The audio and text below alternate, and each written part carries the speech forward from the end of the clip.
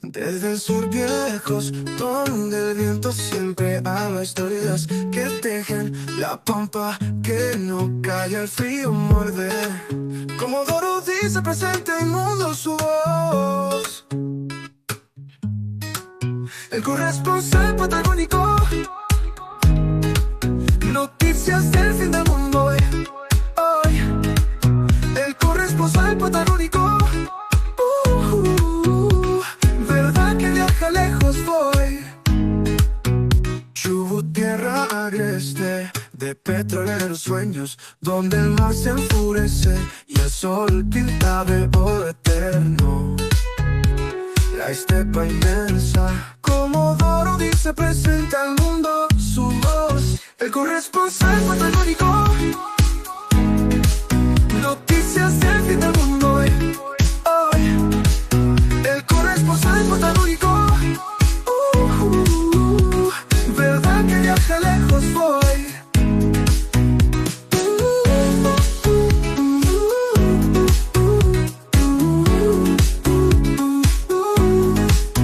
Chubut, tierra agreste de petroleros sueños, donde el mar se enfurece y el sol pinta de oro eterno. La estepa inmensa, como Doro dice, presenta al mundo su voz. El corresponsal patagónico. Noticias del fin del mundo hoy. El corresponsal patagónico. Verdad que viaja lejos voy. El corresponsal patagónico. Noticias del fin del mundo hoy. El corresponsal patagónico. Verdad que viaja lejos voy. Lejos voy.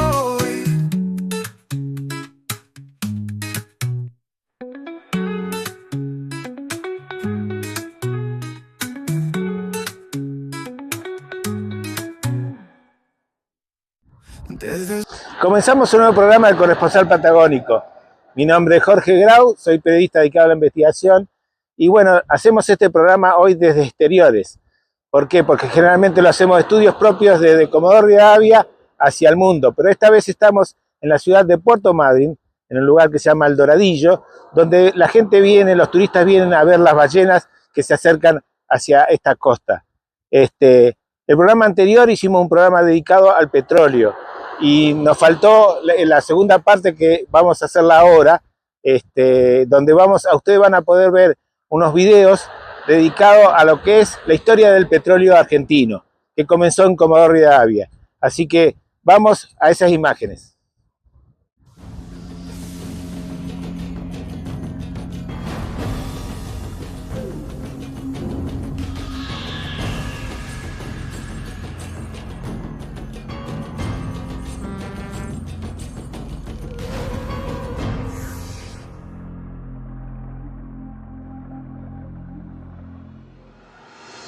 La década de los 50 fue un periodo vital para nuestro petróleo.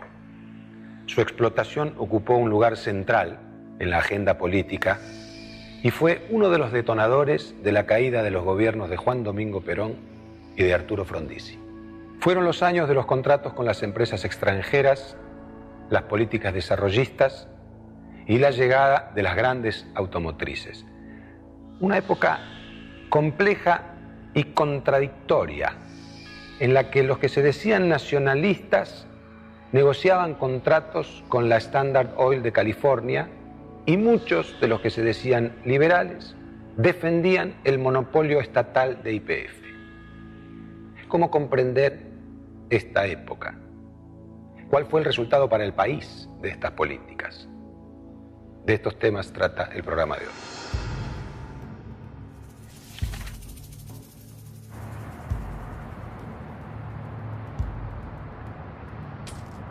En 1952, Juan Domingo Perón iniciaba su segundo mandato presidencial. La economía argentina estaba en crisis y se necesitaba más petróleo del que se producía. En cuanto a reservas, el país estaba cubierto. El problema seguía siendo la falta de equipos y de personal en YPF que impedía aumentar el ritmo de perforación extracción y exploración. El gobierno estaba ante una disyuntiva. Era necesario el autoabastecimiento, pero solo con YPF no alcanzaba. Entonces decidió dar un giro en su política petrolera. Luego de la nacionalización llevada a cabo en la década anterior, dio paso a una estrategia centrada en la inversión privada. Ante la ausencia de compañías nacionales, con una gran infraestructura, se decidió incorporar capital extranjero. La Constitución de 1949 imponía una serie de restricciones al ingreso de capitales para la explotación del petróleo. Se buscó una alternativa. El petróleo seguiría siendo de YPF, pero las compañías privadas se ocuparían de hallarlo y extraerlo. Lo que pasó fue que se podía decir que con la nacionalización no había posibilidad en el YPF de entonces de conseguir el autoabastecimiento. Es decir, era una contradicción en los términos de decir petróleo en manos de YPF y autoabastecimiento, por razones, entre otras, de ineficiencia de la empresa, ¿no? Perón se resignó a esa realidad.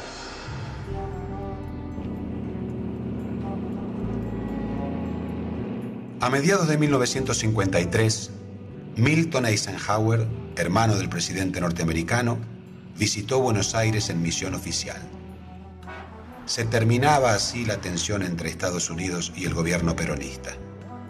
Las negociaciones para la incorporación de capital estadounidense a la industria local se reactivaron, impulsadas por el propio Perón. Era necesario buscar el financiamiento, pero el gobierno argentino se encontró con una dificultad de las fuentes. El Banco Mundial, el Fondo Monetario en su política, el Banco Interamericano de Desarrollo no daban préstamos a las industrias petroleras estatales de América Latina. YPF, PEMEC, YPFB de Bolivia, jamás pudieron obtener créditos de estos organismos internacionales. Los obligaban a ir a la banca comercial, que conocemos como se movía la banca comercial con los intereses estratégicos de Estados Unidos. Claro, básicamente Perón baja la línea a su gobierno de que está, en general, de atraer inversiones externas, justamente porque la inversión externa, la compañía extranjera, traía los dólares también.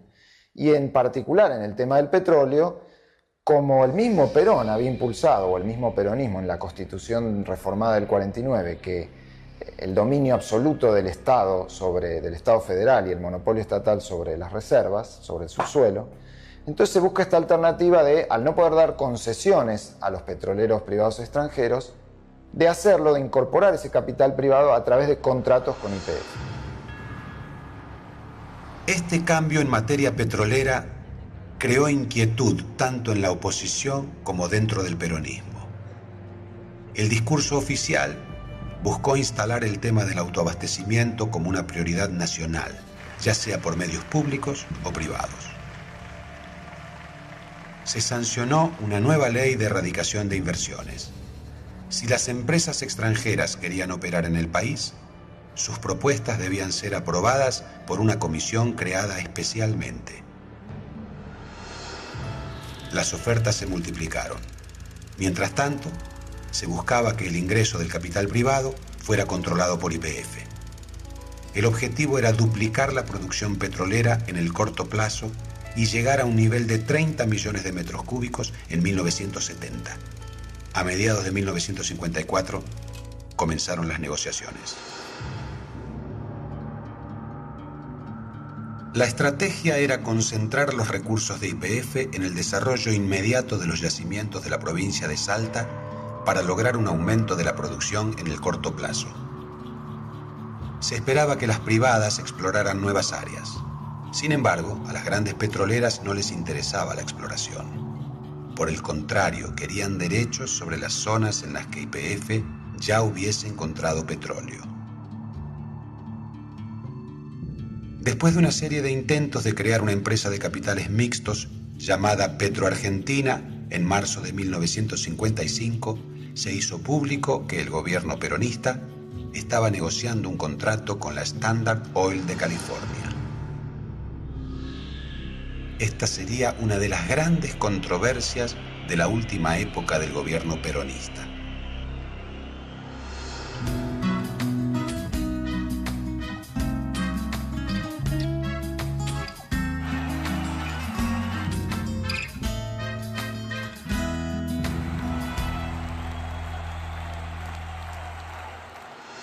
Todo el mundo se da cuenta, dentro y fuera del peronismo, que esto es un cambio bastante marcado respecto de la doctrina en general que tenía el peronismo, que era muy nacionalista y estatista en todos los temas, no solo en el petróleo. Entonces, cuando aparecen las empresas norteamericanas, la California, que fue la primera que firmó el contrato, que nunca se llegó a ejecutar, pero una filial de la Standard Oil, digamos, ¿no? Para la mitología peronista era, ¿cómo? Estamos arreglando con los malos. Perón se dio cuenta de que había que sacar petróleo, porque no vivíamos del aire, ¿no? Y entonces invitaron al Standard Oil de California a presentarse a hacer un contrato con el Estado argentino, ¿no? El contrato con la Standard Oil de California se firmó el 25 de abril de 1955. Perón suscribió el decreto de aprobación y envió el proyecto al Congreso para su ratificación legislativa. El contrato otorgaba derechos exclusivos de exploración y producción en una extensa área de 49.800 kilómetros cuadrados en Santa Cruz durante un plazo de 40 años. La compañía, a su vez, se comprometía a invertir en exploración durante los primeros 4 años. Luego, de acuerdo con los resultados obtenidos, podía decidir si continuaba o no. En tanto no se alcanzara el autoabastecimiento petrolero, el crudo extraído debía ser entregado a YPF o a una refinería propia que podía construir la California. Los precios de venta se fijaban en relación a la cotización de crudos similares en el mercado norteamericano. El Estado y la empresa se repartirían la ganancia de la operación en partes iguales.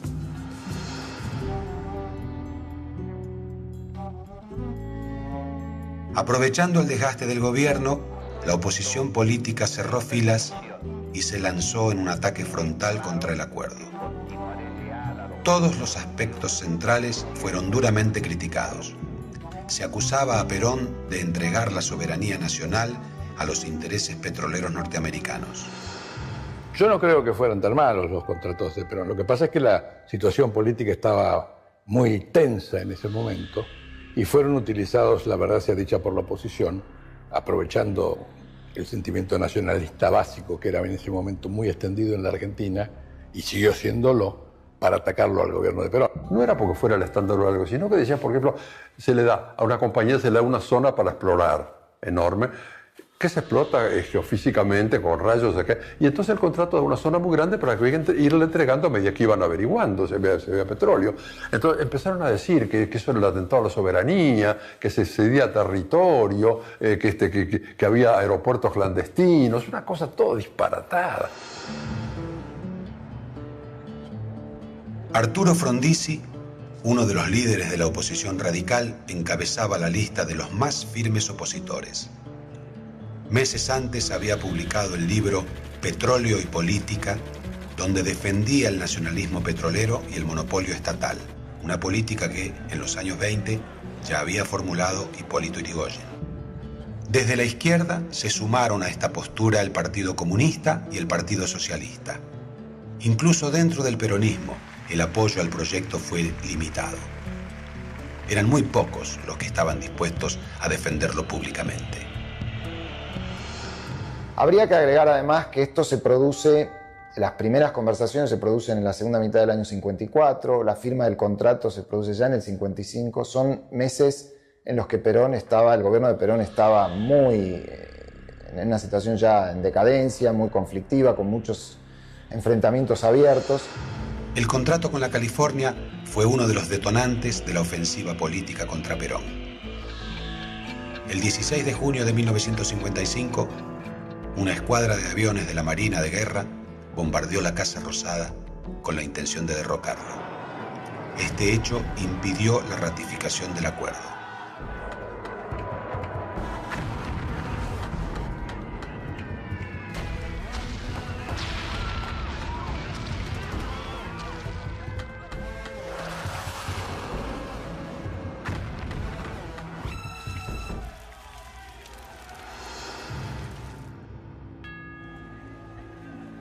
En los días posteriores al bombardeo, el peronismo hizo un llamado a la pacificación nacional. La oposición radical, liderada por Frondizi, condicionó su apoyo a que el gobierno retirase el contrato del Congreso. Perón incorporó modificaciones en los puntos más cuestionados, pero continuó con las negociaciones con la California.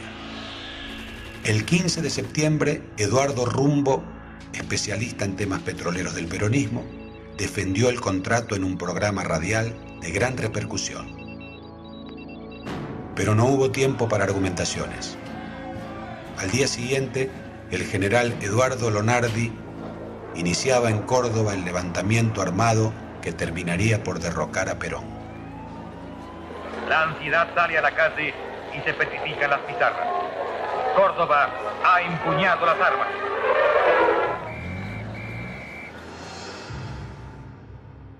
En los años 40, un derivado del petróleo era indispensable y se usaba para muchísimos propósitos, sobre todo en los hogares: el querosén. Tanto es así que en la primera mitad del siglo XX, en nuestro país, el mercado del querosén era más importante que el mercado de la nafta. Luego, con el correr de los años, fue desplazado como fuente de energía por el gas natural y la electricidad. Durante mucho tiempo el querosén fue el rey y se generó toda una tecnología alrededor de este hidrocarburo. Fuera de las grandes ciudades, donde el tendido eléctrico no estaba muy extendido todavía, se utilizaba para iluminar. Este artefacto, que se llama sol de noche, fue muy popular hasta la década del 50.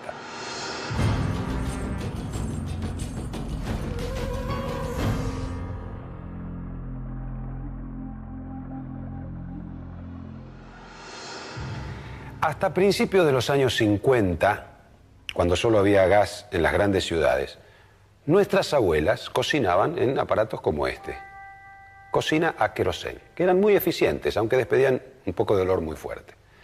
Las heladeras también funcionaban a querosén.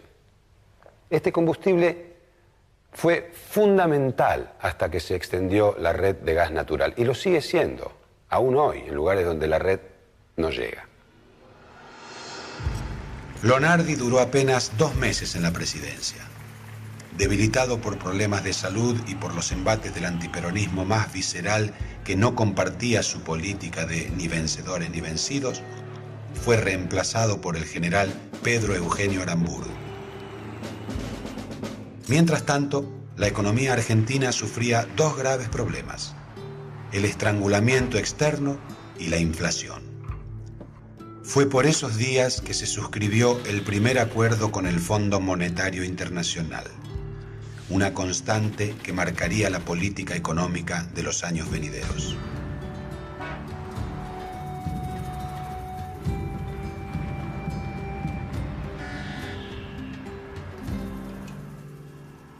Al frente de YPF fue designado el general Alfredo Insaurralde, quien ya había ocupado ese cargo durante el final del gobierno militar del presidente Farrell. Para ese momento, la petrolera estatal producía 2/3 del petróleo procesado en las refinerías argentinas. Eso, el 16%, Shell, el 14%, y el resto estaba repartido entre las pequeñas refinerías de capital argentino como Isaura, El Cóndor y Ragor. Creo que la política de la Revolución del 55 en materia económica fue esencialmente continuista de la línea menos abierta recibida de Perón, porque Perón había iniciado una apertura que la Revolución Libertadora, así llamada, cerró y volvió un poco, diríamos, al peronismo previo, ¿no? La opción de los contratos con empresas privadas parecía políticamente inviable. Solo restaba encarar la recuperación a través de YPF. En agosto de 1956 fue aprobado el plan de reactivación de YPF, que le daba a la compañía el poder para contratar y financiar obras. Se hizo entonces la licitación número 5100, la más importante en el país hasta ese momento, por el monto de dinero involucrado. Incluía todas las obras necesarias para la explotación de los yacimientos de Campo Durán y Madrejones en Salta, y para la construcción de vías de transporte para los productos de la destilería de Luján de Cuyo en Mendoza. Mientras tanto, la Convención Constituyente derogó la Constitución peronista de 1949, incluido el artículo 40 de nacionalización del petróleo. Esto dio nuevamente el derecho sobre el subsuelo a las provincias, lo que puso en riesgo la propiedad de YPF sobre las áreas de explotación de hidrocarburos. El gobierno tomó entonces medidas para reservar el territorio para YPF mediante la intervención federal de las provincias petroleras. Estas, sin embargo, comenzaron a presionar para obtener una mejoría en la participación de las ganancias. De forma simultánea, los gremios petroleros dominados por la dirigencia peronista enfrentaron a las nuevas autoridades, forzando mejoras salariales. Esto deterioró las finanzas de YPF. En febrero de 1958 estalló una huelga en los yacimientos petroleros de Neuquén y el gobierno respondió militarizando la zona. A la hora del balance, la gestión petrolera de la Revolución Libertadora fue pobre. No logró reactivar la industria a través de YPF y el incremento de los ingresos de la empresa estatal, causado por los aumentos de precios de los combustibles, se licuó con la inflación, que fue muy alta durante el periodo. En 1958, la Revolución Libertadora llamó a elecciones. Fue electo presidente el radical Arturo Frondizi con el apoyo del peronismo proscripto. Su programa petrolero fue uno de los pilares de la plataforma electoral. Si bien su figura había crecido con las críticas al régimen peronista, sus políticas no serían muy diferentes. América Latina deberá dejar de ser productora exclusiva de materias primas. Deberá alzar su propia industria pesada, su industria petroquímica y sus fábricas de químicos. Es paradójico que Perón termina su gobierno con una política petrolera pro capital privado, lo cual no cierra mucho con la idea que uno tiene de Perón. 3 años después, Frondizi, también caracterizado como un gobierno, digamos, nacional y popular, viene con lo mismo. Tal como había prometido en la campaña, Frondizi impulsó una ley de nacionalización de los hidrocarburos. Sin embargo, en la práctica puso en marcha un programa de incorporación masiva de empresas privadas nacionales y extranjeras a la industria local a través de contratos de servicios. Se buscaba nuevamente el autoabastecimiento con el aporte del capital privado. Frondizi hizo 2 cosas importantes en materia de petróleo. Primeramente, se dictó una ley que establecía que la propiedad del petróleo, de los yacimientos de petróleo, era nacional, del Estado nacional, con lo cual separaba el debate de la posibilidad de las propiedades provinciales. Una cuestión discutida y discutible, por otra parte. Entonces, ese fue el primer paso. A partir del segundo paso fue que los contratos que se hicieran no importaran concesiones. Así que eran todos contratos de servicio. La estrategia era similar a la usada por el peronismo unos años antes. Parte de los contratos asignaron áreas en las que no había antecedentes de presencia de hidrocarburos, por lo que las compañías se concentraron en la exploración. Otra serie de contratos adjudicaron las áreas en las que YPF ya había encontrado petróleo y gas para aumentar la producción en forma inmediata. Estos contratos, firmados con compañías internacionales y locales, serían los más importantes. Para 1963, representaban más de 1/3 de la producción de petróleo total de la Argentina.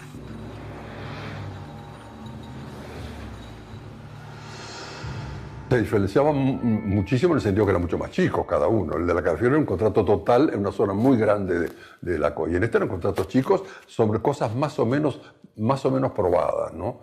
Y otros de exploración. Por eso había unos de exploración que el tipo se tiraba el lance. Si lo encuentra el petróleo, le daban la concesión. No lo encuentra, no. Otros había ya para explotación de pozos, ayudar YPF en pozos. Otros para arreglar los pozos. Había de todo ahí, ¿no?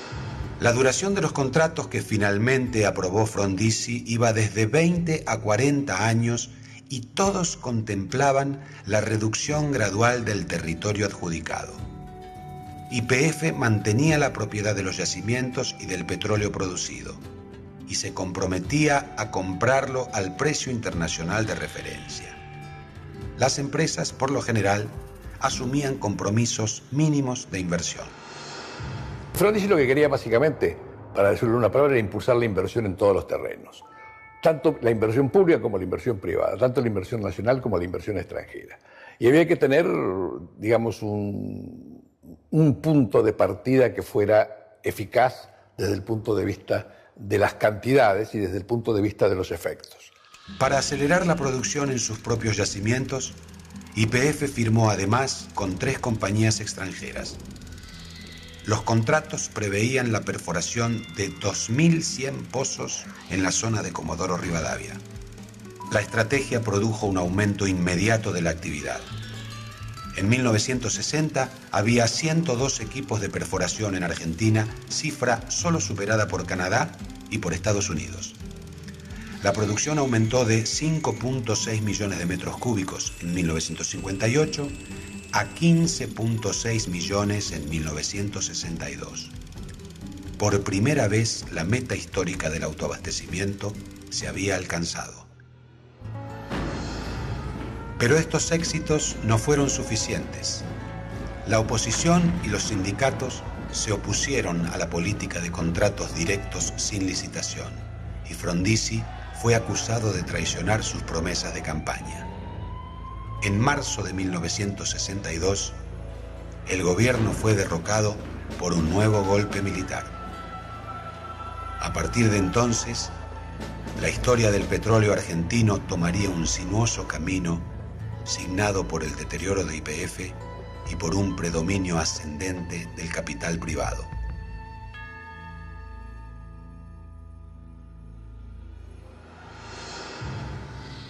Como pudimos ver, la intervención del Estado en materia energética fue fundamental para el país.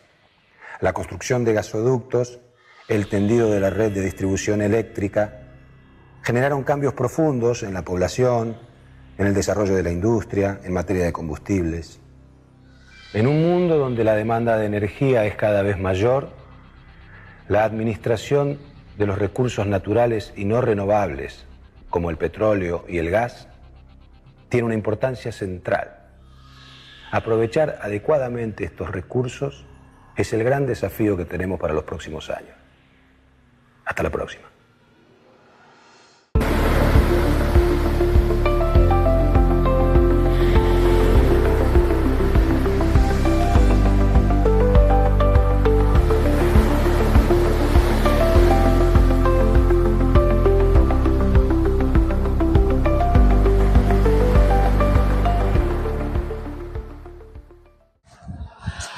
Y continuamos con el corresponsal patagónico. Mi nombre es Jorge Grau y estamos transmitiendo desde acá, desde exteriores, desde la ciudad de Puerto Madryn. Estamos en la playa del Doradillo, donde generalmente la gente viene a ver las ballenas.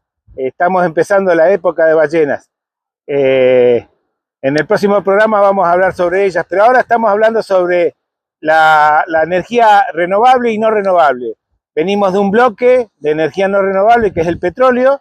Ustedes saben que bueno, en el programa anterior hicimos un programa netamente sobre el petróleo y nos quedó una parte que lo hicimos en esta primera parte del programa. Eso es energía no renovable, porque lógicamente, como ustedes saben, o la gente que nos está escuchando en este momento, el petróleo viene de la época de los dinosaurios que quedaron atrapados en reservorios. Eso produjo una descomposición y de la descomposición se produjo el petróleo. Y bueno, por eso se le dice energía no renovable, porque una vez que se acabe el petróleo no hay tutía. Otra energía que vamos a hablar ahora es sobre una energía no renovable, que es el hidrógeno verde, que le decimos el oro verde, porque el hidrógeno, bueno, nosotros también se saca de la minería y tiene un proceso con el agua.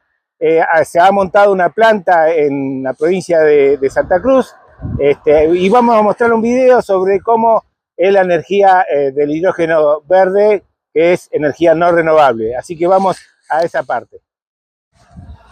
¿Es el agua la fuente energética del futuro?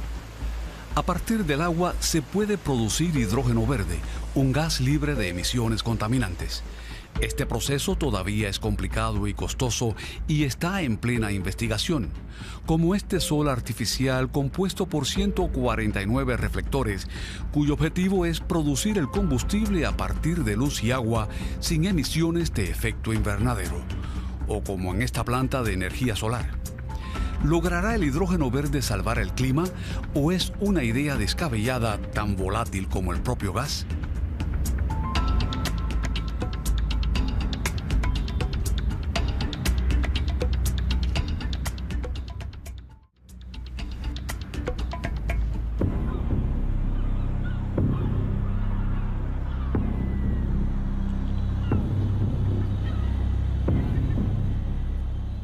Base naval de Eckernförde, 8 de la mañana.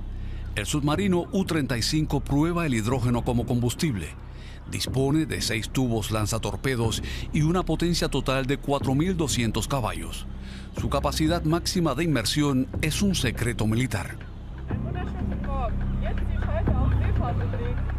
Me alegra que estemos listos para zarpar.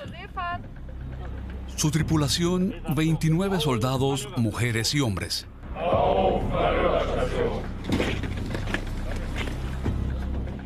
Tras recibir las últimas órdenes, la tripulación sube a bordo. El submarino, que será su hogar durante las próximas semanas, tiene 56 metros de eslora y 7 de manga. Un remolcador lo ayuda a salir del muelle. Para su propulsión, el submarino emplea un motor diésel. Sin embargo, en inmersión hace uso de un motor eléctrico alimentado por pilas de hidrógeno y baterías, una tecnología utilizada por primera vez en 2005. Sus ventajas son que, por una parte, podemos navegar silenciosamente. El nivel de ruido emitido es muy bajo y además la emisión de calor también es escasa. De este modo, una vez bajo el agua es muy difícil detectarnos. Esto es posible gracias al hidrógeno, lo que posibilita realizar operaciones sigilosas con largos periodos de inmersión de hasta 2 semanas. Además de ruido y calor, tampoco emite ningún tipo de gas. El producto generado por la reacción electroquímica en el motor es básicamente agua, que en caso necesario puede incluso ser reintroducida y reutilizada. La Armada alemana cuenta con 6 submarinos con propulsión por hidrógeno. Su desarrollo se debe más a las ventajas tácticas que a la protección climática. Sin embargo, demuestra el gran potencial y la viabilidad del uso del hidrógeno como combustible. ¿Qué sucede en otras áreas de aplicación?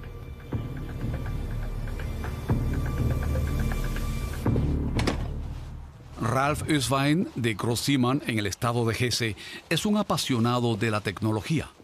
Además de coleccionar vehículos tipo Unimog que funcionan con diésel, tiene un todoterreno ligero propulsado por hidrógeno. Para él, ambos ejemplifican el desarrollo del sector automotor.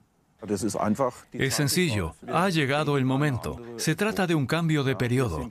Hemos crecido con la antigua tecnología que nos ha traído hasta aquí y nos ha proporcionado el bienestar del que disfrutamos hoy en día. Y partiendo de esta tecnología, debemos desarrollar otras nuevas. Bajo el capó todo se ve muy ordenado. En principio, este auto emplea la misma tecnología que el submarino, cuyo funcionamiento es el siguiente. El hidrógeno del depósito se mezcla con oxígeno del exterior en la célula de combustible, donde reaccionan y producen la electricidad que el motor eléctrico necesita para impulsar el auto.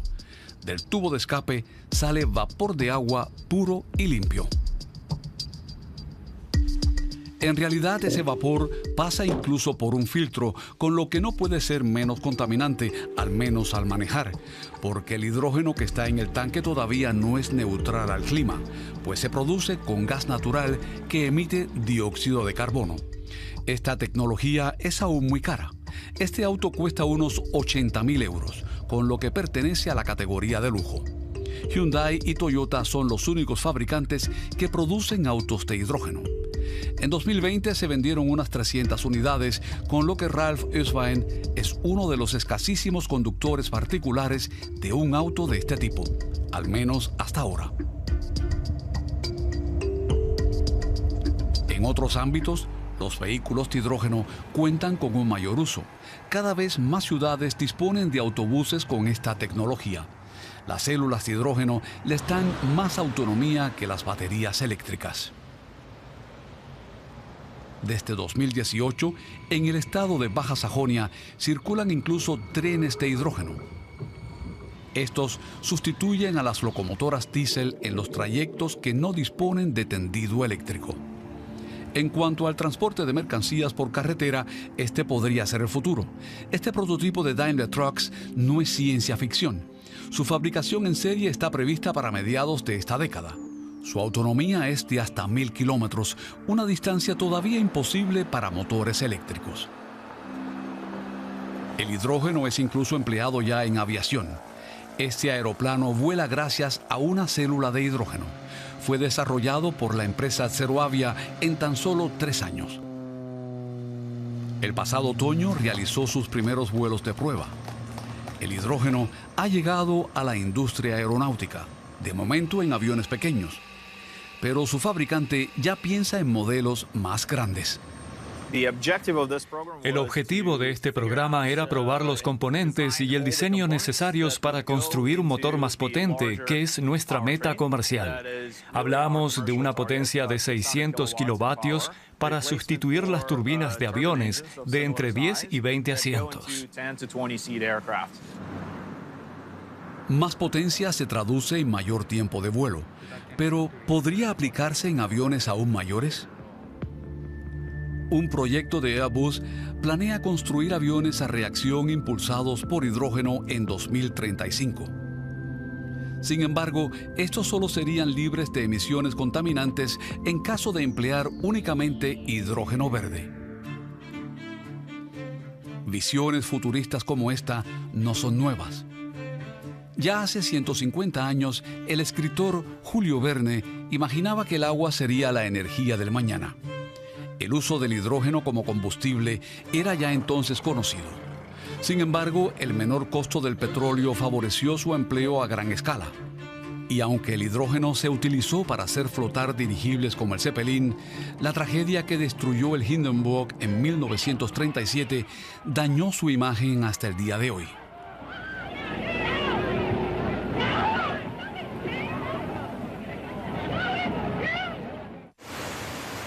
El hidrógeno es el elemento químico más abundante en el universo, pero en su forma elemental apenas se encuentra en la Tierra.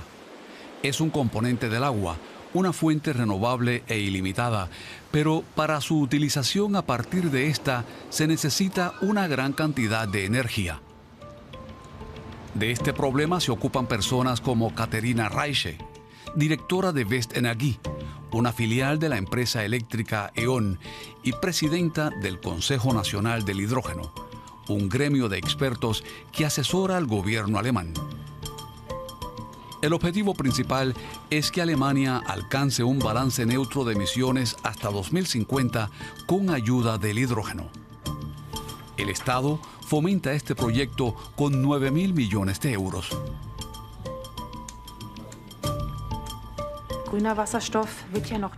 El hidrógeno verde todavía no se produce en grandes cantidades.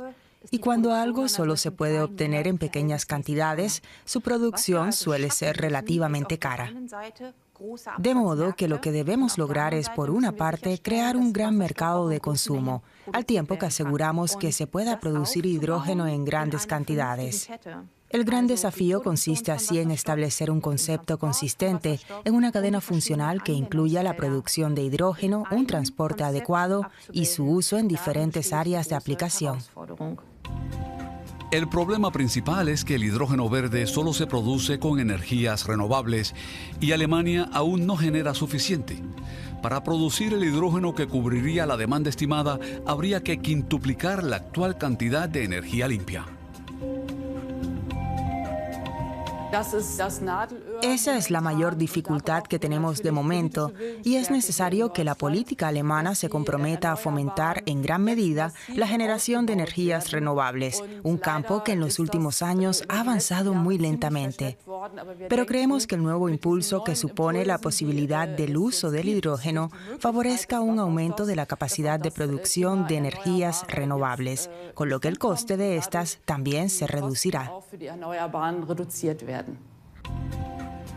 Estos aerogeneradores suministran energía renovable para 40.000 hogares en Baden-Württemberg. Parte de esa energía alimenta también las instalaciones del Centro Aeroespacial Alemán en Lampolshausen, donde se prueban motores para cohetes.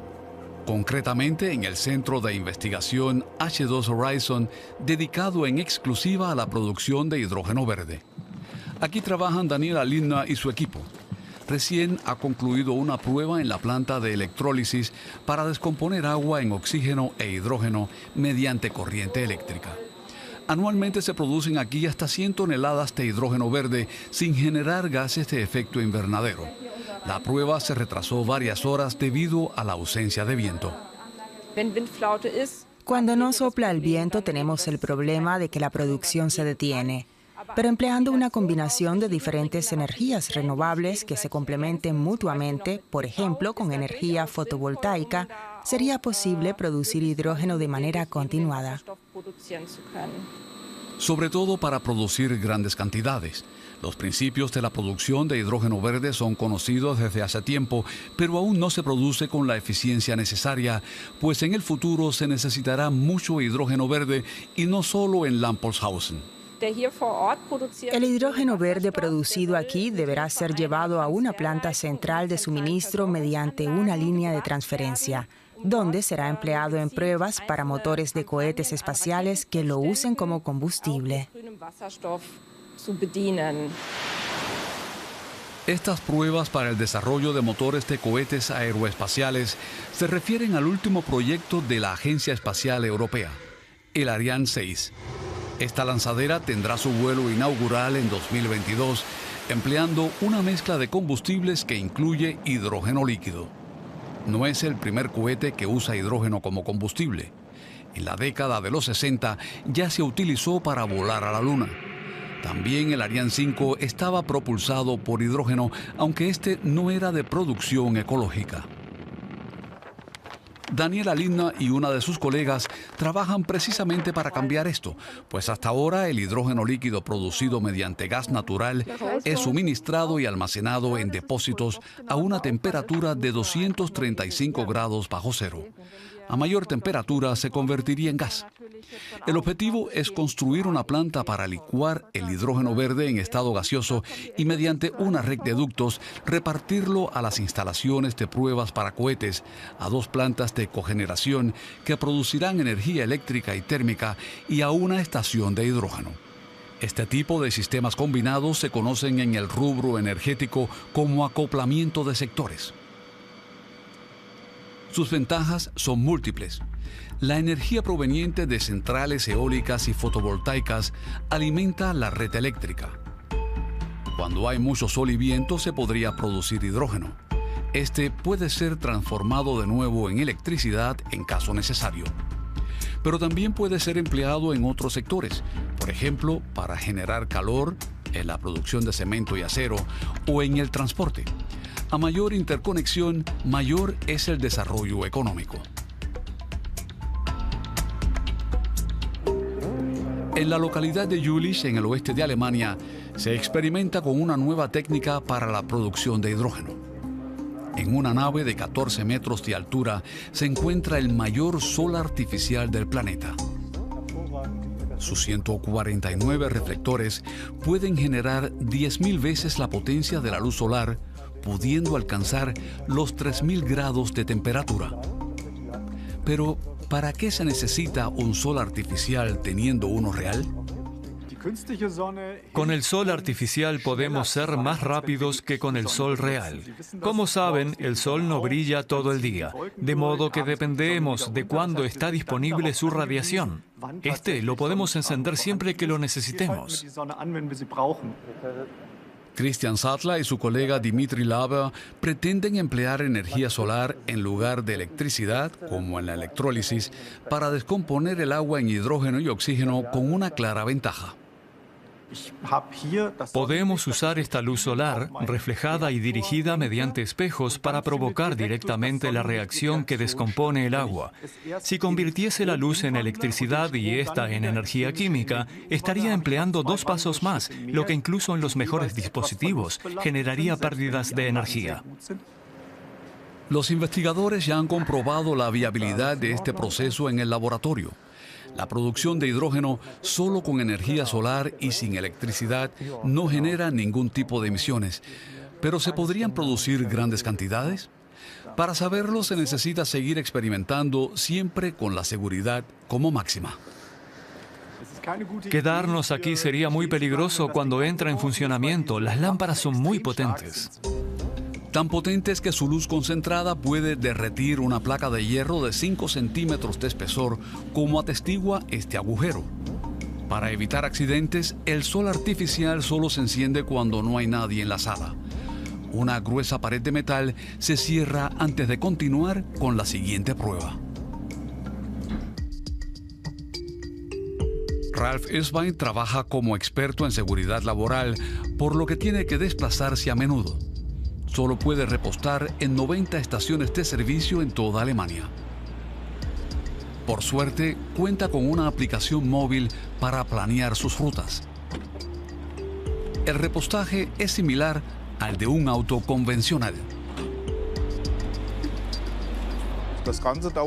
Para llenar el depósito se necesitan entre 3 y 5 minutos.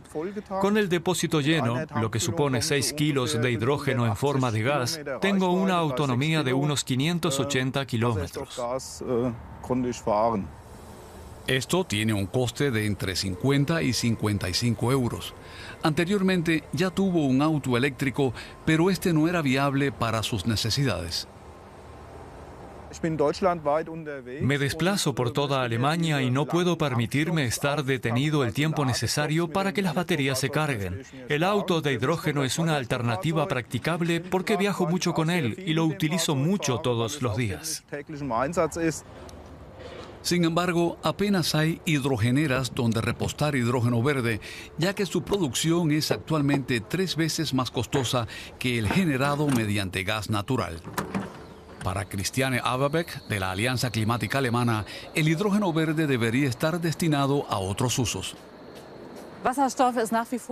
El hidrógeno continúa siendo un bien escaso y debería emplearse solo allí donde no pueda ser reemplazado mediante otras posibilidades, como la energía eléctrica.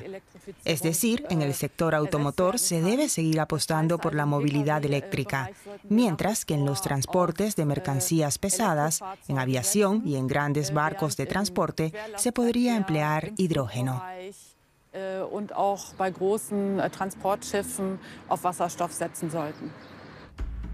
El uso de hidrógeno como combustible para autos conlleva una gran pérdida de energía debido a su producción, transporte y otros factores. Así, solo se aprovecha un 27% de la energía total. Este rendimiento es superior al de un auto de gasolina, que apenas llega al 20%, pero claramente inferior al de un auto eléctrico, cuya eficiencia alcanza el 64%. En el Instituto de Conceptos para Vehículos del DLR conocen esta problemática. Aún así, consideran que los autos de hidrógeno tienen potencial. El Safe Light Regional Vehicle es un prototipo de vehículo urbano ligero y seguro. Dispone de 2 motores eléctricos, una batería y una célula de hidrógeno, todo en un tamaño compacto. La ventaja de emplear un sistema híbrido con célula de hidrógeno en un vehículo así de ligero es el escaso peso total de todo el sistema de propulsión. Este consta solo de una batería pequeña, el depósito y la célula de hidrógeno, en comparación con un auto eléctrico en el que se necesita un sistema de baterías más complejo y pesado para alcanzar una autonomía de 400 kilómetros. Además, su precio sería relativamente barato. Sus desarrolladores calculan que ascendería a unos 15.000 euros. De ahí la enorme cantidad de solicitudes que el instituto recibe por parte de empresas y compradores potenciales, toda una motivación para continuar con la investigación. En el Instituto de Conceptos para Vehículos creemos que el futuro pasa por una combinación de diferentes tecnologías en lo que se refiere al tipo de propulsión. Habrá autos circulando para los que se necesite una gran autonomía, de modo que habrá que ver qué propulsión o qué combinación de tecnologías se debe emplear para impulsarlos, mientras que para otros autos primará el aspecto ecológico y el cuidado de los recursos. La ecología y el cuidado de los recursos también son factores importantes en la producción acerera. La producción anual de acero bruto en Alemania asciende a 40 millones de toneladas. Esto consume una enorme cantidad de energía y conforma 1/3 de las emisiones de dióxido de carbono de la industria alemana, afectando en gran medida al medio ambiente. Para solucionar este problema, ThyssenKrupp Steel está experimentando con hidrógeno como combustible para sus altos hornos como alternativa al coque y al carbón pulverizado. Comenzamos a experimentar en 2019 un primer paso para emplear hidrógeno en la producción de acero. Queremos probar en este alto horno que ven aquí atrás cómo se comporta el hidrógeno cuando es empleado para reducir el mineral y transformarlo en hierro bruto. Los resultados son tan prometedores que la empresa continúa experimentando. Sin embargo, las emisiones de CO2 solo pueden reducirse así. La tecnología de los altos hornos no está preparada para operar con gases, de modo que es necesario sustituirlos por completo. Esto significa que construiremos aquí hornos que funcionen con gas natural. A medida que aumente la disponibilidad del hidrógeno, iremos aumentando su proporción en los hornos hasta que finalmente estos funcionen exclusivamente con hidrógeno. El objetivo fijado es emplear solo hidrógeno verde para 2050. De esta manera, ThyssenKrupp Steel podría reducir el total de emisiones de CO2 de Alemania en un 2,5%. Pero para conseguirlo, la empresa necesita también ayuda del Estado. No producimos acero sin más, sino que también debemos asegurar nuestra supervivencia económica, teniendo en cuenta que hasta 2050 necesitaremos inversiones por un valor total de 10.000 millones de euros. Es evidente que sin el apoyo de la política no podremos conseguirlo. En este caso no se trata solo de recibir subvenciones, sino de lograr cuotas y acuerdos globales que regulen el mercado internacional, algo que aún no existe. Esta problemática afecta también a la infraestructura del hidrógeno, ya que se necesitan ductos y medios para suministrar el combustible. Esta planta, ubicada en Dorsten, cerca de la frontera de Alemania con Países Bajos, forma parte de los más de 500.000 kilómetros de la red alemana de gas natural. Aquí se reduce la presión del gas para suministrarlo a empresas y hogares. Una red de transmisión de hidrógeno necesitaría una planta como esta, pero habría que construirla o modificar la red de suministro de gas natural para que pueda transportar hidrógeno. Resulta más eficiente a nivel económico emplear cientos de kilómetros de gasoductos existentes que construir una red paralela completamente nueva para el hidrógeno. Westenergie, filial de la eléctrica E.ON, ya ha comenzado de hecho a utilizar partes de la red de suministro de gas natural para transportar hidrógeno.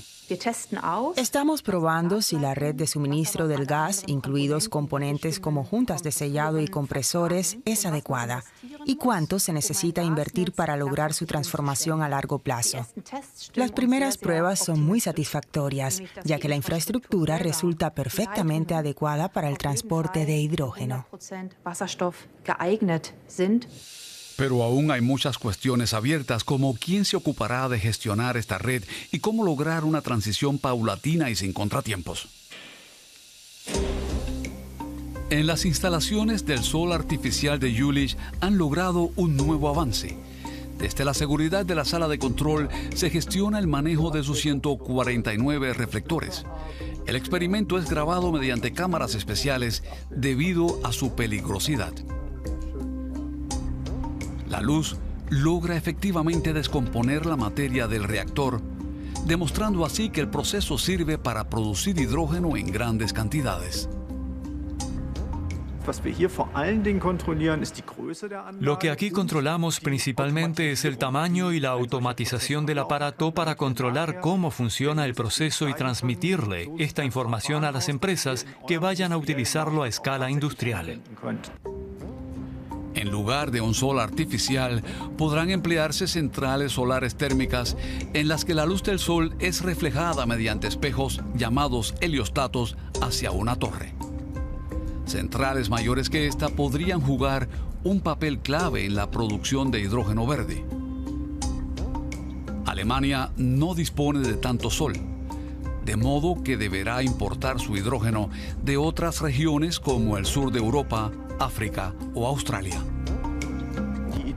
La idea es construir centrales de este tipo en las regiones más soleadas del planeta, los desiertos, donde el suelo no es empleado con otros objetivos y existe una gran radiación solar, de modo que se pueda recoger una gran cantidad de energía durante todo el año. Esto permitiría producir hidrógeno para utilizar como combustible de manera muy eficiente y con un bajo coste. ¿Podría lograrse así una transición al hidrógeno como combustible que ayude a conseguir la neutralidad climática en el planeta? Para mí el hidrógeno es la respuesta de la industria y la política a un cambio de modelo energético. Usando una metáfora, sería cambiar el champán por agua. Esto significa que en el futuro el hidrógeno dejará de ser un bien de lujo para convertirse en combustible universal. En ello están trabajando el sector económico, la ciencia y la política. Creo que la Estrategia Nacional sobre el Hidrógeno constituye una base importante para ese desarrollo, aunque en mi opinión resultaría importante definir las prioridades y en lugar de repartir dinero público ciegamente, apoyar a sectores muy concretos. Ralf Eswein, quien recién llega a una cita de trabajo, también cree en el futuro del hidrógeno en combinación con otras tecnologías no contaminantes. Considera que el diésel y la gasolina serán combustibles del pasado por los que apenas sentirá nostalgia. No echo de menos el motor de combustión, pero sí su ruido. Ese potente traqueteo de un motor diésel o el lindo ronroneo de uno de gasolina que este auto no tiene. Aunque en algún momento seguramente inventen una solución como un CD o cualquier cosa que pueda poner para escuchar esos ruidos cuando así lo desee. Un problema de fácil solución en comparación con los que habrá que resolver para que el hidrógeno verde sea el combustible del futuro.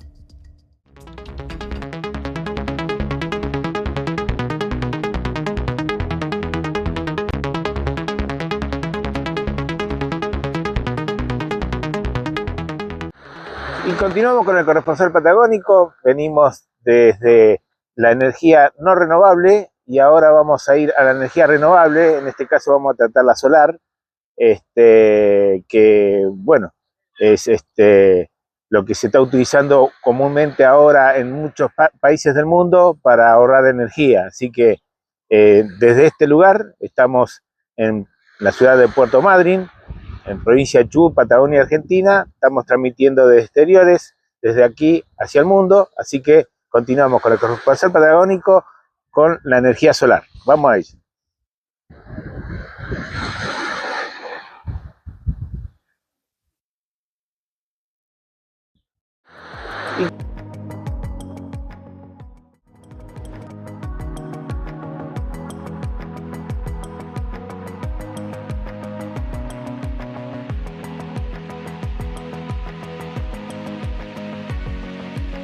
Alerta Verde viajamos a la provincia de Jujuy.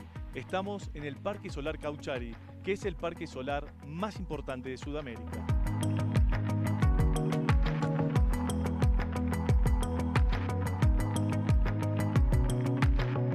Guillermo, finalmente, luego de un largo viaje, llegamos al Parque Solar Cauchari. ¿Qué dice Luis? Sí, gracias a Dios están todos acá, bien, están todos sanos y salvos, a 4.200 metros de altura. ¿Este es el parque solar más grande de Sudamérica? Sí, más grande de Sudamérica, 300 megas. Hoy por hoy sí, y el de mayor altura. Claro. También hay muy pocos en el mundo de esta altura. Guillermo, ¿cuántos paneles componen el Parque Solar Cauchari? Son 965.000 paneles en una superficie de 800 hectáreas. Un montón. Un mar de paneles, sí, la verdad que sí. ¿A cuántos kilómetros está el Parque Solar de San Salvador de Jujuy? 350 kilómetros más o menos. Por un camino muy sinuoso, primero de subida. Bueno, es el camino que va de San Salvador de Jujuy a Jama, ¿no? Es la ruta que va de San Salvador de Jujuy a Jama, que pasa por Pumamarca, Susques y llega a Jama.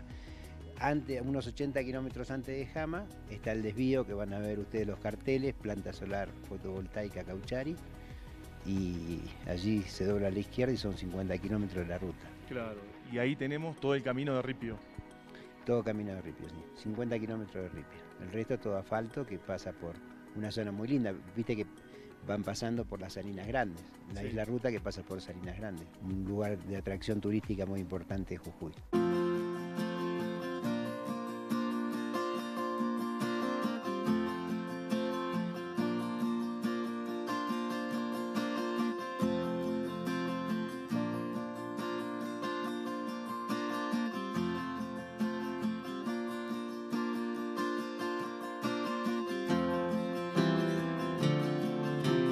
¿Qué desafíos tiene el desarrollo de un proyecto de este tipo? Bueno, fue un desafío global en general, por las condiciones climáticas. Bueno, ahora estamos, por lo general, un día sol radiante, hoy estamos nublados, con un poco de frío, se ve un poco de nieve en los cerros de atrás. Está nevando ahí atrás, ¿no? Ahí parece que sí, en esta época del año. Pero fue, bueno, las condiciones climáticas fue muy importante. En los 2 años de construcción del parque hubo muchos desafíos y bueno, se pudo demostrar que con trabajo y esfuerzo se pudo lograr el parque y bueno, estamos vendiendo energía limpia a la red nacional y con el proyecto de ampliación a llevar los 200 megas más, estamos muy entusiasmados y alegres de este desafío.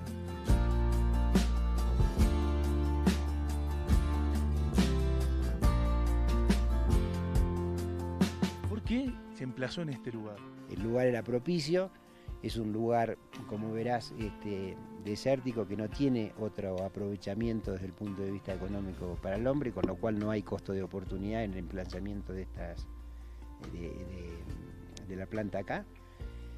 Y por lo tanto, con esa cercanía, digamos, se hacía el lugar más adecuado. Esta es una zona privilegiada del planeta en cuanto a radiación solar. Claro, teniendo en cuenta eso, estamos a 4.200 metros en una de las zonas más privilegiadas del mundo con respecto a la radiación, que es el insumo básico, digamos, para que estos paneles produzcan la energía solar en energía eléctrica. La radiación que hay en este lugar es una de las más altas del mundo. Entonces, en base a eso, se estipuló y se graficó la planimetría del parque. Entonces, es un recurso, el sol, que bueno, la provincia lo está explotando, somos pro sustentabilidad, así que aprovechamos la energía del sol para generar energía limpia. Guillermo, estamos viendo que los paneles cambian de posición. ¿A qué se debe? Esto porque tiene una estructura metálica que es un seguidor solar. Esto a la mañana están para el este y después van siguiendo el sol hasta el oeste.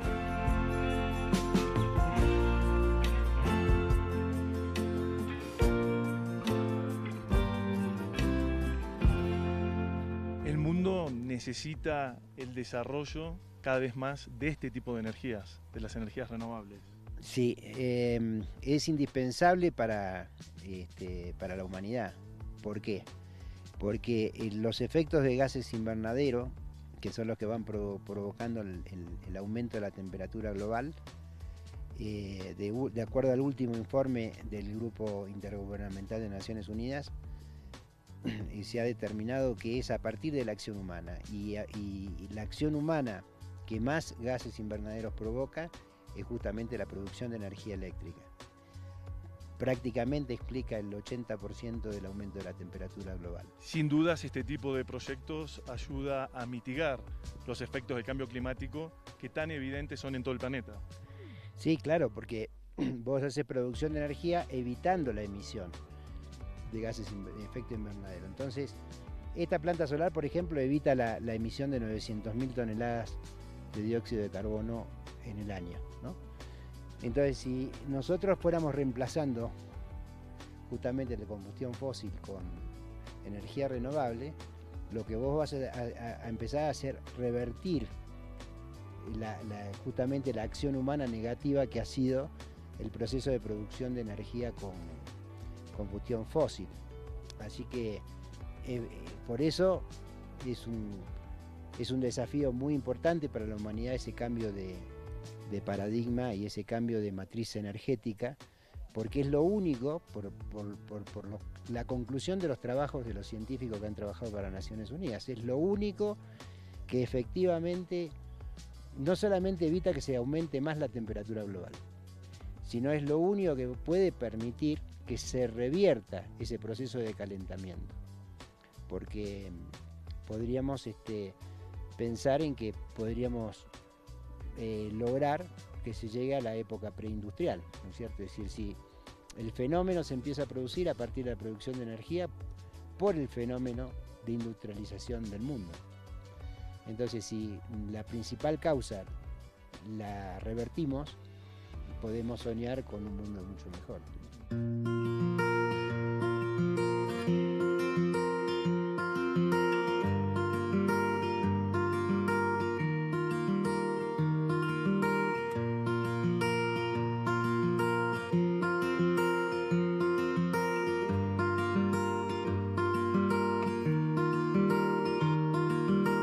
Importante las políticas públicas que apuntalen la lucha contra el cambio climático, porque esto no es solo, esto es política pública.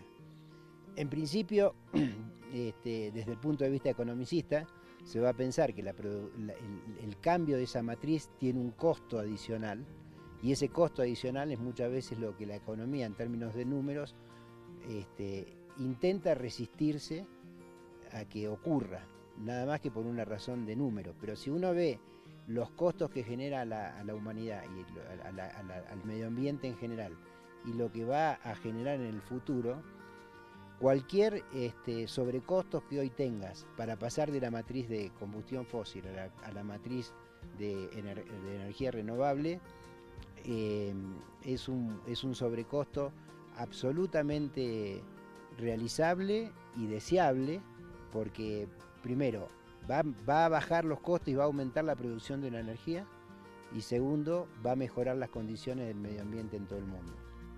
Así que por donde lo mires, tiene beneficios económicos y sociales con un fuerte impacto en el corto, el mediano y en el largo plazo. Lo peor que podemos hacer es mantener la producción de energía en los términos que está planteada hoy en el mundo.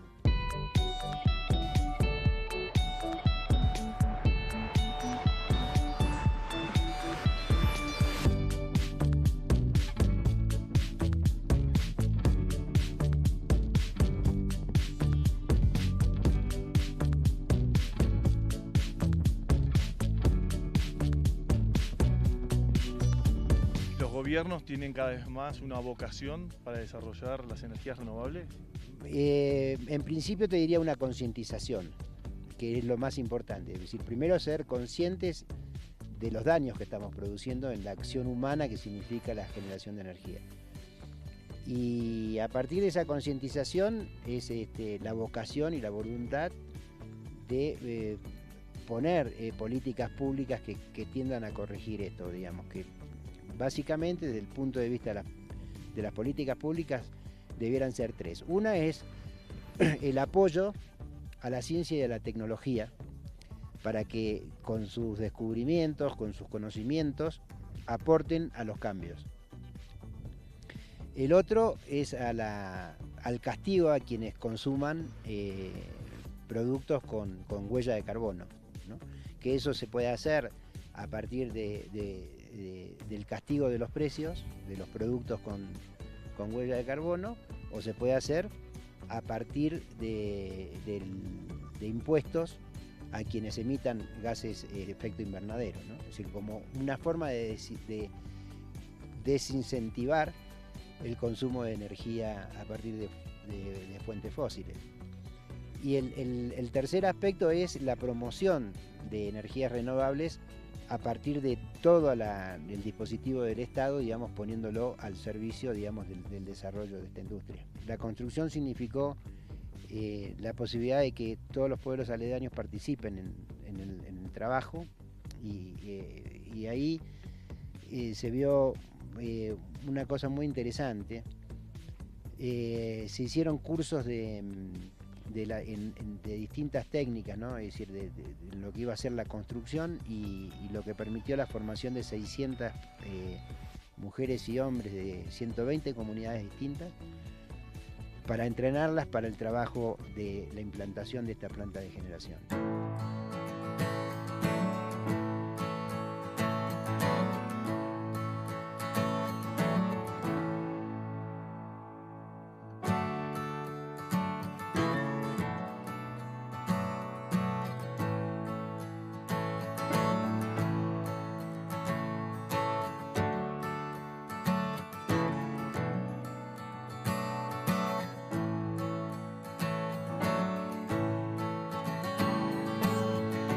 ¿Es verdad que con la energía que produce Cauchari puede alimentar toda la provincia de Jujuy?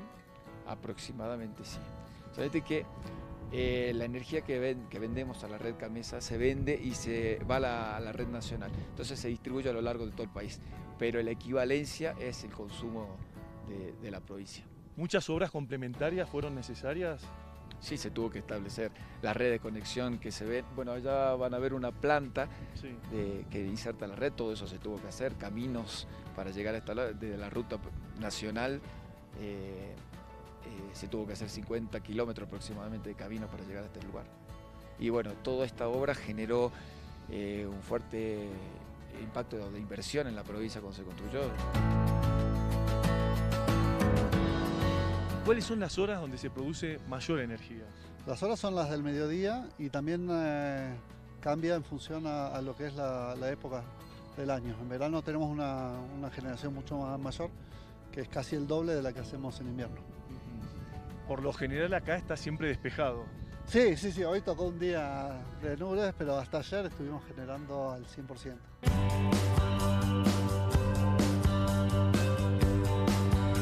Ahora que terminó la etapa de construcción, por lo menos esta etapa, ¿cuántas personas trabajan?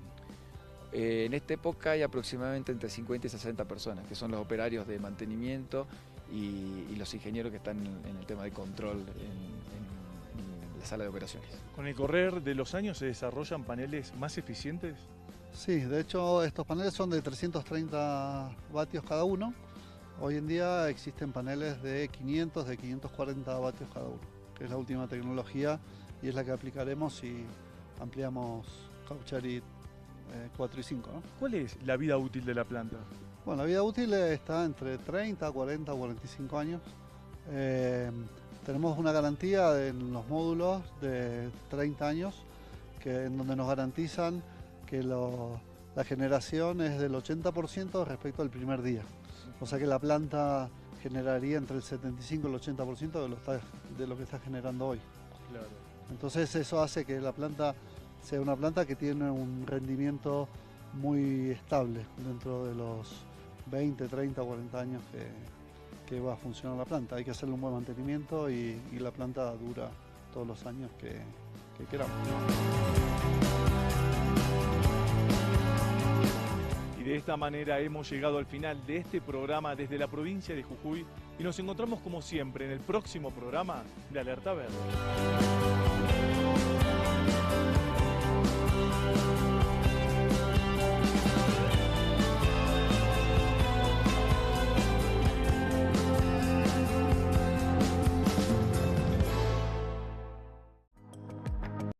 Y continuamos con el corresponsal patagónico. Acá estamos en un parque eólico. Ustedes están viendo unas casas con techo verde. Ahí es la administración de este parque, esta área que se llama Parque Blanco. Y bueno, está entre la ciudad de Puerto Madryn y la de Trelew. Estos generadores eólicos generan energía, pero solamente para empresas privadas. No están tirando energía al interconectado provincial para que las cooperativas puedan bajar los costos de la energía. espero que a futuro se logre armar parques eólicos para bajar la energía de los ciudadanos, que es muy cara acá en la provincia de Chubut, y bueno, eso influye mucho en el costo de vida de las familias. Así que bueno, van a ver ahora un video que va a explicar cómo son los parques eólicos, estos generadores. Nosotros le decimos molino de viento, pero son generadores que se mueven con el viento a una velocidad, van frenando si hay mayor cantidad de viento, y bueno, esto da energía para las empresas privadas, como Aluar y otras que hay acá, por este sector. Bueno, estamos transmitiendo desde exteriores, desde la provincia de Chubut, Patagonia, Argentina, hacia el mundo. Así que vamos al video.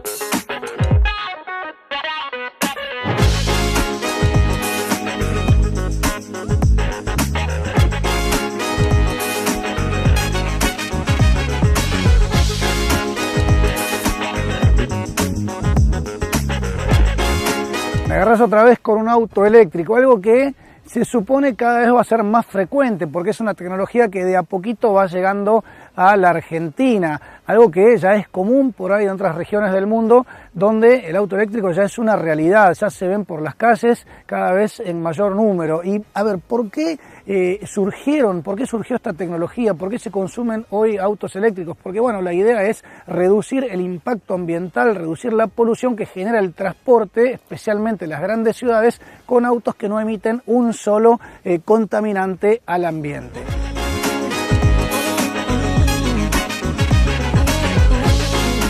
Ahora, cada vez que hablamos de autos eléctricos surgen discusiones, surgen debates acerca de si realmente son autos totalmente ecológicos. Y a ver, acá podemos abrir un paréntesis, ¿no? Porque en la producción de las baterías, en la producción misma del auto, en la utilización, puede haber un impacto ambiental, ¿no? Porque, por ejemplo, en la extracción del material o en la fábrica, bueno, hay cierta contaminación, ¿no? Y, bueno, nos metemos también en lo que es la huella de carbono.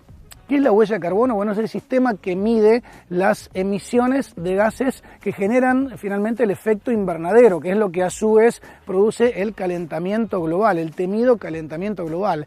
Y de los gases de efecto invernadero que emitimos al ambiente, la mayoría, unos 2/3, corresponden al dióxido de carbono, al CO2. Y en la emisión justamente de CO2 hay dos grandes responsables, podríamos decir. Uno es la producción industrial y otro también es el transporte. Entonces, un auto va a tener una huella de carbono muy grande en toda su vida, desde la producción y después en la utilización, porque estamos quemando combustible y finalmente todo eso termina contaminando el ambiente. Por eso hay una gran preocupación en las grandes ciudades que en algunos lugares prácticamente no se puede respirar. Y es ahí donde nace la necesidad de usar autos eléctricos. Ahora bien, si la energía eléctrica que utiliza nuestro auto, que sacamos con un enchufe de la red eléctrica, es energía sucia. ¿A qué me refiero con energía sucia? A que si la electricidad que utilizamos es generada por una central que quema carbón, que quema combustible fósil, bueno, esa generación va a estar también impactando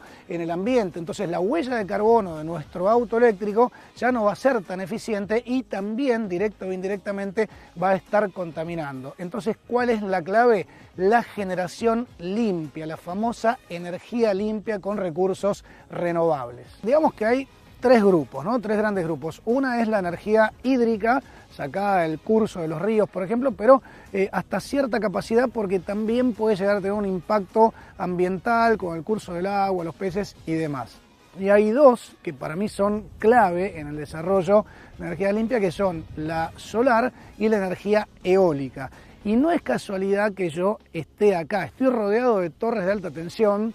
Te cuento que estoy en la zona de Puerto Madryn, en nuestra querida Patagonia, Patagonia Marítima, porque es un lugar ideal por los vientos permanentes que corren sobre esta tierra para la generación de energía eólica, la energía que se toma del viento. Creo que no debe haber una energía más limpia en la tierra que esta. Y acá está lleno de parques con molinos enormes, se genera muchísima energía limpia, Y por eso me viene con este auto eléctrico para que veas cómo la utilización de un auto de estos puede ser verdaderamente limpia cuando la energía viene de este recurso. Así que te propongo en este informe, en esta nota, que me acompañes y veamos cómo se genera la energía limpia a partir del viento.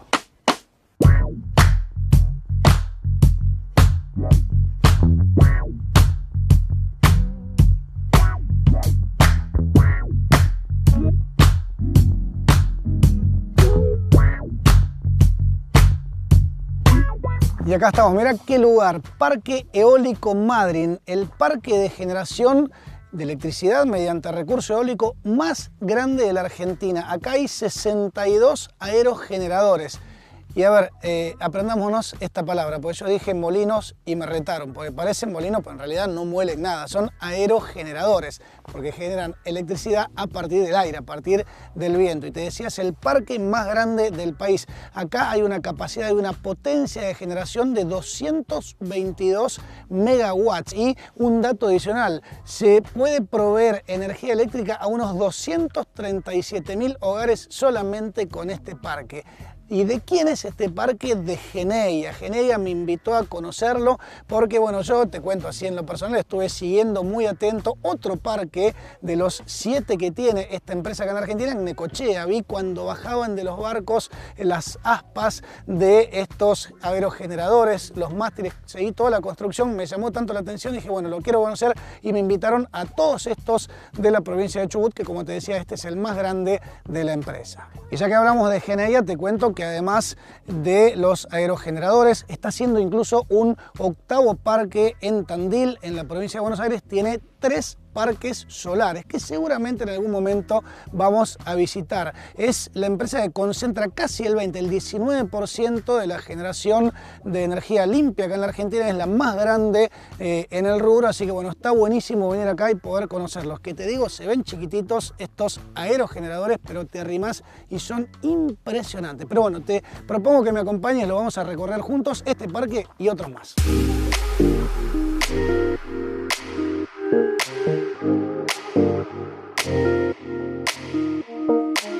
Javi, gracias por invitarnos a esta que es tu casa, ¿no? Podríamos decir, porque sos un pionero de la construcción de estos parques. Sí, sí, nacido y criado acá. Siempre hablamos del tema del viento, que no íbamos a aprovechar el viento. Medimos muchos años el viento en distintos lugares de este campo que tiene cerca de 7.000 hectáreas. Y estos tienen, me decías... 117 metros de altura la torre y casi 63 metros de pala. Adentro de la góndola hay una caja multiplicadora, entonces en definitiva sale de la caja multiplicadora un eje rápido que tiene unas 1600 vueltas, o sea, la velocidad suficiente. Y acá lo interesante, que estos aerogeneradores tienen la capacidad de girar sobre su propio eje, buscando obviamente la dirección adecuada de acuerdo a cómo venga el viento, y además las aspas, que ustedes le dicen palas, también giran sobre su propio eje, variando la resistencia justamente al viento y así la velocidad también. Claro, claro. Arriba de la góndola hay un anemómetro y una veleta que están constantemente mandando información. Anemómetro para medir la intensidad del viento. El aero recibe la información y automáticamente posiciona las palas para dar más o menos resistencia al viento, y a la góndola para girar si hay un cambio permanente en la dirección del viento. Cuando empieza a haber viento, están las palas dándole mucha resistencia al viento, entonces empieza a girar, y si llegara a haber muchísimo viento, aproximadamente 90 kilómetros por hora, el aero se para, las palas giran en su propio eje de manera de no darle resistencia al viento. Me decías que aparte toda la electricidad generada acá se inyecta a la red y hay una estación transformadora, ¿no? Claro, toda esta energía que genera el aero baja por los cables por la torre. Son circuitos subterráneos, se integra con otros aerogeneradores, forma un circuito y va a la estación transformadora interna que hay acá en el parque, y ahí ya se eleva a 132 kV la tensión y ahí ya está en el sistema interconectado. Se consume donde está el primer consumo, en la Patagonia, y el resto va a otros centros de consumo que están más al norte, como la zona de Bahía Blanca y Gran Buenos Aires. Recién decía, el viento sobra y hoy está sobrando y es un viento frío, está fresquito. Y un viento regular, no está no está muy fuerte. No me quiero imaginar cómo está fuerte.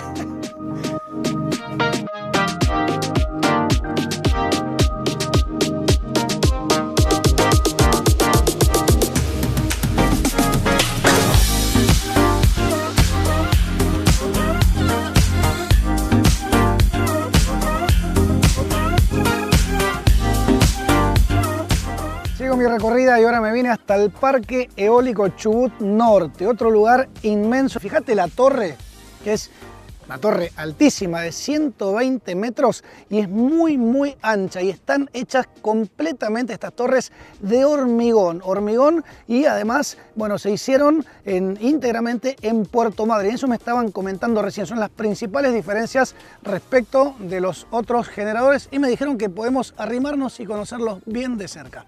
Seguimos.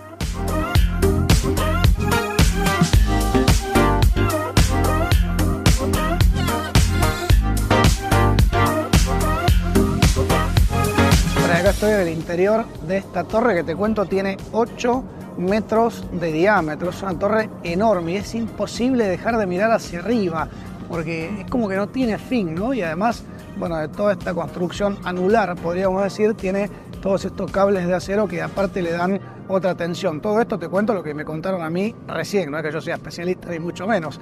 Y hay escaleras para subir hasta la punta más alta, pero también este elevador. Si acá, por ejemplo, alguien viniera a hacer un mantenimiento, puede subir acá y en unos pocos minutos está justamente en el extremo superior. Y me decían que no solamente pueden revisar la góndola, digamos que es la caja donde está el generador, el multiplicador y demás, sino que también pueden salir al exterior e incluso estar por encima de esa góndola, algo que yo no me animaría, pues me moriría del vértigo. Pero bueno, es un trabajo de rutina acá en el parque. Y esto que vemos acá, ellos le llaman celda. Es, bueno, podría ser una estación eléctrica acá propia de la torre y, dicho así, de entrecasa, todo lo que genera este aerogenerador pasa por acá. Toda la energía que está generando en este momento, no sé si lo escuchas, pasa por acá y de acá se va hasta la estación transformadora, todo con cableado por debajo de la tierra. Y el sonido es impresionante, parece la turbina de un avión. Y te cuento que recién sentimos cómo bajó el volumen, es como que se hubiera como relajado, ¿no? Como hecho más lento el giro y me dijeron sí, está bajando la velocidad. ¿Por qué? Porque cambió el viento, entonces baja la velocidad y se vuelve a posicionar, gira todo el sistema de generador y ahí vuelve a levantar la potencia. Es impresionante esto cómo suena.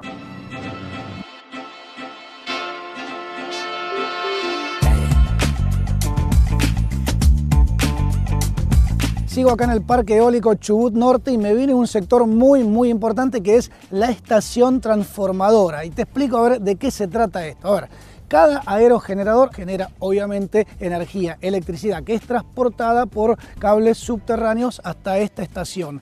Del generador bajan 33 kilovoltios, son 33.000 voltios y acá en la estación generadora se aumenta la tensión a 132.000 voltios. O sea, vos fijate la diferencia y esa electricidad, esa energía desde esta planta generadora ya se inyecta al sistema de transporte nacional. Si vos te fijas, acá hay torres de alta tensión, hay todo un cableado que ya sale justamente al sistema nacional. Pero eso no es todo, de acá va a ser otra escala hacia otra planta transformadora aún más grande que va a elevar la tensión a 500 kilovoltios, 500.000 voltios. Pensá que en tu casa cuando enchufás algo en un enchufe tenés 220 voltios. Bueno, acá hay 500.000. ¿Y por qué semejante tensión? Bueno, porque es la tensión necesaria para poder transportar la energía, la electricidad por miles de kilómetros. De hecho, de acá podría irse, por ejemplo, a la ciudad de Buenos Aires, que son 1.500 kilómetros, y es necesario tener esa tensión tan, pero tan elevada. Y seguramente cuando viajaste muchas veces viste esas estaciones transformadoras llenas de torres, de cables, de cosas raras. Bueno, es ahí donde se eleva la tensión para poder transportar la energía justamente hasta tu casa.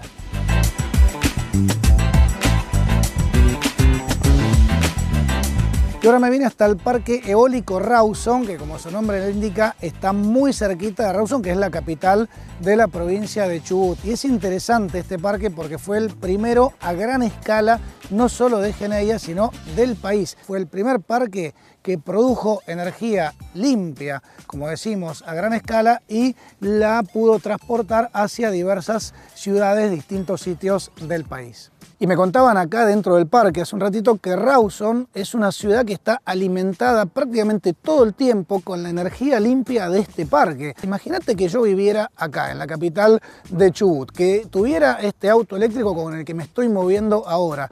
Entonces mi huella de carbono, o la huella de carbono del auto, en realidad sería bajísima, porque lo estaría alimentando con energía renovable. Y supongamos que el auto, la fábrica que produjo el auto, también compre energía renovable, que haya bajado su emisión, por ejemplo, de carbono al ambiente, que la producción de la batería también tenga una cuota. Entonces, de esa manera se reduciría toda la huella de carbono durante todo el proceso de utilización del auto, desde que se produce hasta el final de su vida. Así que ahí tendríamos un caso de un verdadero éxito en esto de utilizar la energía renovable para, bueno, todos los días, en este caso, para ir de un lado al otro con nuestro auto eléctrico.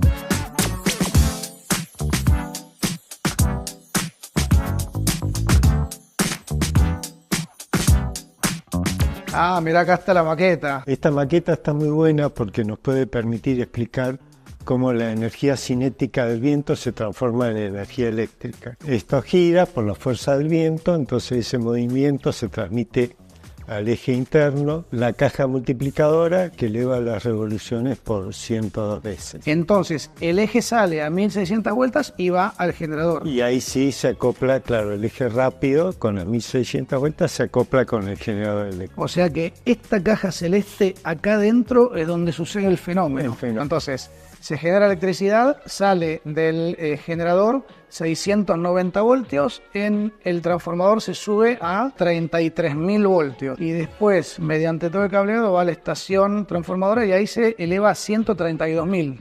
Esta línea que sale de 132 va al ingreso a Rawson. O sea que yo enciendo la luz, enchufo mi teléfono o enchufo mi auto, mi Renault Kwid eléctrico que viene hasta acá.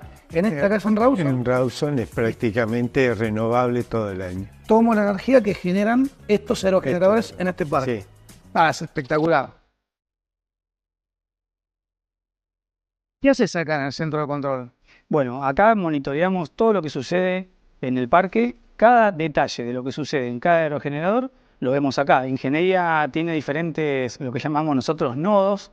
En este caso, el parque eólico de Rawson está en el nodo Madryn. Sí. Y el nodo Madryn tiene una oficina en Madryn, en Puerto Madryn, donde tenemos un centro de monitoreo para los 4 parques eólicos que Geneia tiene acá en la zona. Las centrales eléctricas que tenemos nosotros están ingresando energía al Sistema Interconectado Nacional, pero hay un ente regulador que es CAMESA, que lo que hace es indicarte cuando hay exceso de viento, hay mucha energía, y CAMESA te dice, bueno, regulá, baja la potencia. Me está sobrecargando el cable. Exactamente, ¿no? Exactamente. Sí. Yo veo que la estepa, o sea, ustedes prácticamente no dañan absolutamente nada del terreno. Prácticamente ningún efecto en la biodiversidad, porque todos los animales que están en la zona conviven con nosotros. Y me decían para cerrar que acá tienen una capacidad de producción de energía de ¿cuántos megawatts? En el parque eólico de Rawson tenemos 120 megas de capacidad y en todo el nodo casi 500 megawatts de capacidad de generación.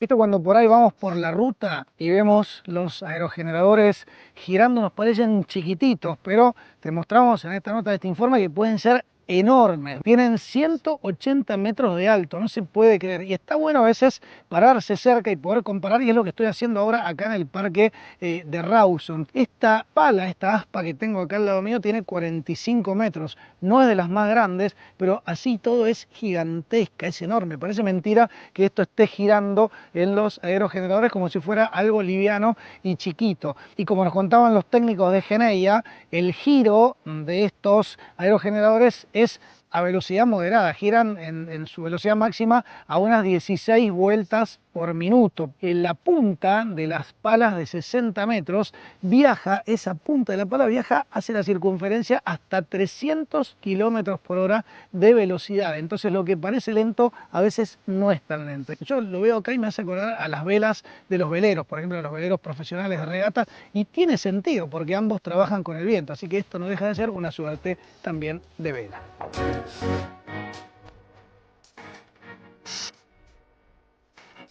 La verdad que ha sido una enriquecedora experiencia haber conocido estos parques para mí y creo que para todos, ¿no? Porque pensaba recién cuando los recorría con el auto eléctrico, que fue pertinente haberlo traído, que bueno, la electricidad va a ser, creo, la energía protagonista en el mundo que viene, porque todo es cada vez más eléctrico. Vos fijate, inclusive los autos, el transporte se va a ir electrificando de a poco en el mundo. Entonces vamos a necesitar mucha electricidad y creo entonces es clave que la generación sea limpia, que se aprovechen los recursos renovables como esto que estamos viendo acá en estos parques.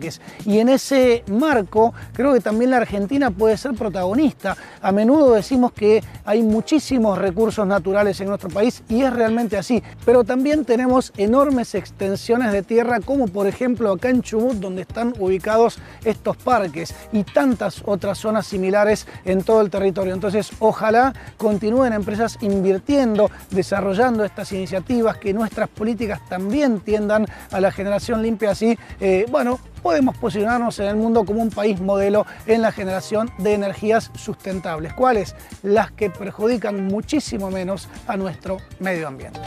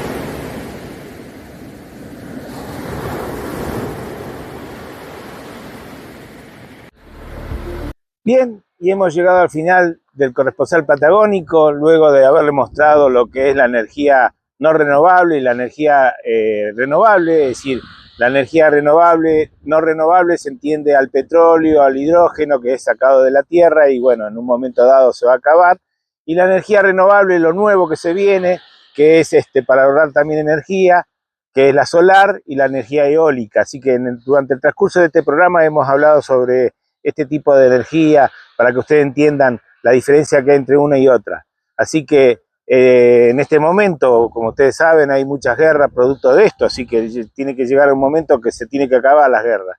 Y qué mejor, bueno, en este paraíso, que es la ciudad de Puerto Madryn, haber transmitido este programa desde exteriores, desde acá, desde la ciudad de Puerto Madryn hacia la Patagonia. Generalmente lo hacemos en nuestros estudios que tenemos en Comodoro Rivadavia, Y bueno, mi nombre es Jorge Omar Grau, soy periodista dedicado a la investigación y hemos llegado al final de este programa, así que los espero en el próximo acá por YouTube, por el streaming del Corresponsal Patagónico. Hasta la próxima.